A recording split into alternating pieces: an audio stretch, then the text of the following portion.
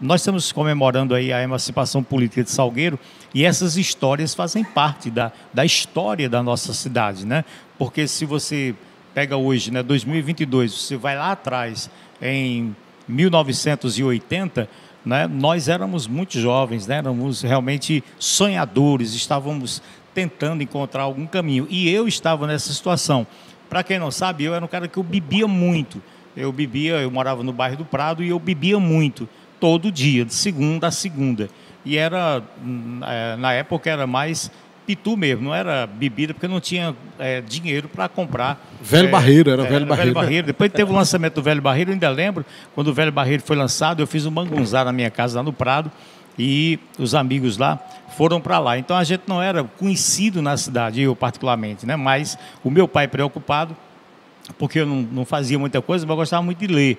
Eu tinha muito livro de Che Guevara, da própria história de Cuba, livros da época da ditadura, né? Jornais que não chegavam aqui na cidade, porque a mídia era muito difícil, mas eu pegava clandestinamente o jornal A Hora do Povo, que era do Sindicato dos Trabalhadores Rurais de São Paulo. Então eu gostava muito de ler e de ouvir rádio.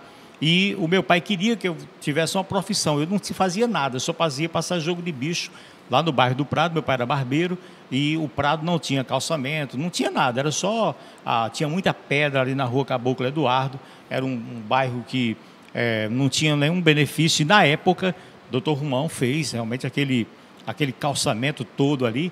E meu pai cortava o cabelo sempre de Damião Peba. Damião Peba tinha um carro de som, como tinha Anailton Lira, e... não, Zé Ivan ainda não tinha.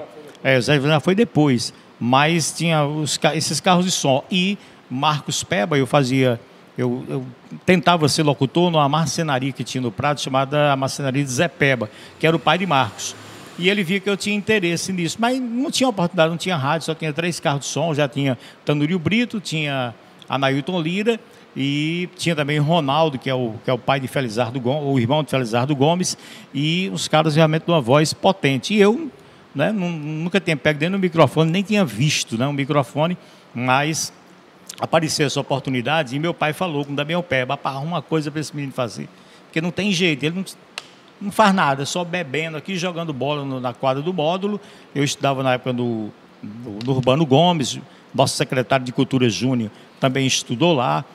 Enfim, eu fiz a 5ª série 2 vezes, a 6ª série 2 vezes, a 7ª série 2 vezes, ao tempo que eu perdi, né, sem estudar. Por isso que você é melhor, rapaz. Por isso que você é melhor, fez 2 vezes. Eu fazia um ano e brincava, e o outro ano eu passava, né? Então, realmente, e aí estudei com a mãe de Júnior também, estudei com ele esse período, um período que aí Júnior foi para frente e eu fiquei para trás, né? Porque eu sempre repetia de ano, mas eu tinha uma leitura muito boa. Então, foi aberto um espaço lá em Damião Peba, Tanúrio Brito foi embora, e aí ficou como locutor Ailton Souza e Anailton Lira e Damião Peba da nota de sepultamento. E ele precisava de um locutor. E um dia, Marcos Peba falou para eu digo: vou nada, cara, eu nunca falei no microfone. E aí eu fiz um teste lá, passei, mas foi uma situação muito difícil.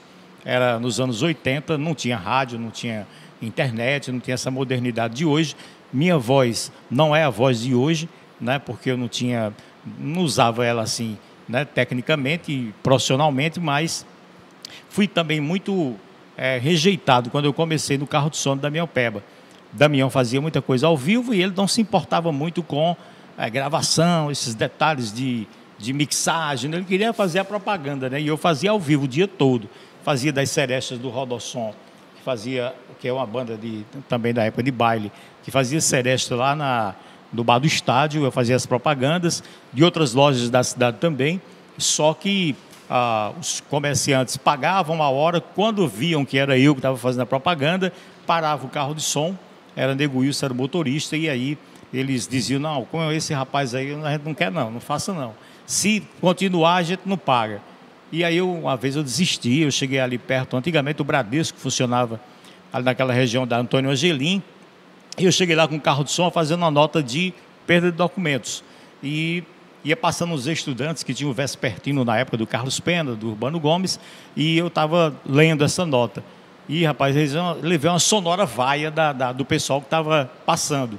Então ali eu desisti, entreguei realmente, digo: não vou mais. Mas aí o meu amigo Nego Wilson, que era o motorista da Damião Peba, me deu uma força. E tinha umas propagandas ainda da Seresta do Bar do Campo. E aí o Nego Wilson disse, você não bebe? Eu digo, bebo. Ele disse, então vamos tomar uma, você esquenta aí e deixa isso para lá.